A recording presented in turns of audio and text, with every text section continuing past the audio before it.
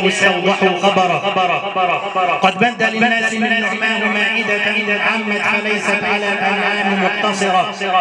أعراف مولاه ما حل الرجاء بها إلا وأنفال ذاك الجود مبتدرة.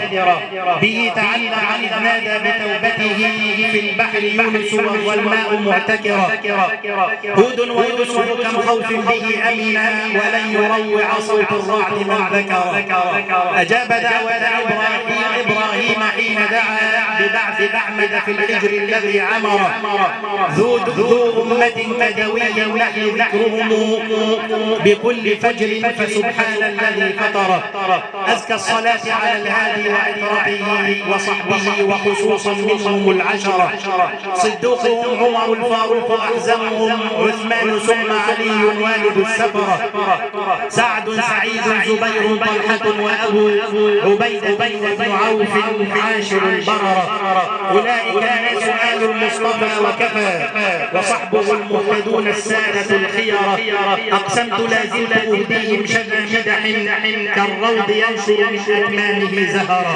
اللهم صل وسلم وبارك على نبينا محمد وعلى آله وصحبه أجمعين. أما بعد فما أراني الليلة إلا كبائع التمر على أهل هجر وبائع الماء عند بئر زمزم.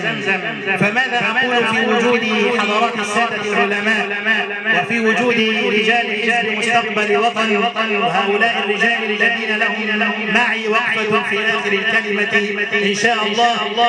لم يكن لمثلي أن يتحدث في وجود هؤلاء الكبار ولكنه شرف نشرف به أنفسنا في حضرة القرآن وأهله ونسأل الله أن يشفع القرآن فينا أجمعين. وقفة أولى مع القرآن العظيم القرآن الأخاذ.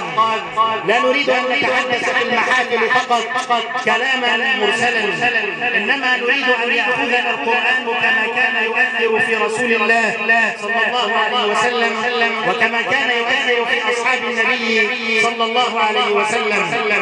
لما أنزل الله على نبيه القرآن قال له إنا سنلقي عليك قولا ثقيلا. ومن يومها وأخذ النبي صلى الله عليه وسلم رسالة القرآن على عاتقه فيقرأ ويرتل ويستمع القرآن من غيره صلى الله عليه وسلم ويطوف على بيوت أصحاب النبي صلى الله عليه وسلم ليلا يعز يستمع القرآن ممن يصلون وممن يرتلون. يقول لأبي موسى رضي الله عنه في صبيحة يوم يا أبا موسى لو رأيتني وأنا أستمع القرآن منك البارحة ألا تصلون على النبي. يا لها من عبارة لو رأيتني وأنا أستمع القرآن منك البارحة. ويقول أبو موسى قولته الخالدة والله لو أعلم أنك تستمع إلي يا رسول الله لحبرته لك تحبيرا. يقول النبي صلى الله عليه وسلم لابن مسعود يوما اقرأ علي القرآن يا ابن أم عبد. فيقول النبي أقرأ عليك وعليك أنزل. فيقول عبد الله بن مسعود أقرأ عليك وعليك أنزل. فيقول رسول الله صلى الله عليه وسلم إني أحب أن أسمعه من غيري. فيقرأ من أول سورة النساء إلى قوله تعالى فكيف إذا جئنا من كل أمة بشهيد وجئنا بك على هؤلاء شهيدا. ثم قال النبي حسبك يعني كفاك. قال فنظرت فإذا عيناه تذرفان. صلوا عليه. هكذا كان يؤثر القرآن في حياة رسول الله صلى الله عليه وسلم وهكذا تعلم أصحاب النبي صلى الله عليه وسلم الدرس من رسول الله.